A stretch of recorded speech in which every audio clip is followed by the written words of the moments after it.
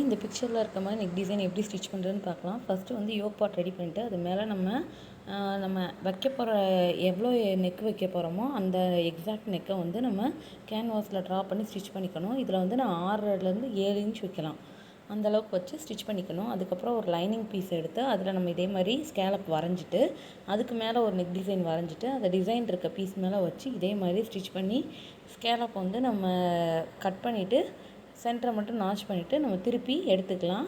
எடுத்துகிட்டு ஒரு ஸ்டிச் போட்டு எடுத்துக்கணும். அப்போ தான் அது வந்து பார்க்க நீட்டாக இருக்கும். இதே மாதிரி தையல் போட்டு எடுத்துக்கோங்க. எடுத்ததுக்கப்புறம் என்ன பண்ணணும்னா, நம்ம இந்த பீஸை அப்படியே எடுத்து நம்ம ரெடி பண்ணி வச்சுருக்க செஸ்ட் பார்ட் இருக்குல்ல, அது மேலே பின் பண்ணிவிட்டு இதே மாதிரி அட்டாச் பண்ணிக்கோங்க. இப்போ தான் ஸ்கேலப்பில் வந்து நம்ம தையல் போடணும், அப்போ தான் நீட்டாக இருக்கும். தையல் போட்டதுக்கப்புறம் இப்போ ரெண்டாவது ஒரு நெக் டிசைன் கட் பண்ணி வச்சுருக்கோம்ல, அதை வந்து இந்த டிசைன் பீஸ் மேலே வச்சு இதுதான் நமக்கு கரெக்டாக இருக்க போகிற நெக்கோட அளவு. கீழே இருக்கிறது வந்து ஒரு சின்ன முக்கோணம் மாதிரி தான் தெரியும். இந்த டிசைன் உங்களுக்கு பிடிச்சிருந்தா லைக் அண்ட் சப்ஸ்கிரைப் பண்ணுங்கள். தேங்க்யூ.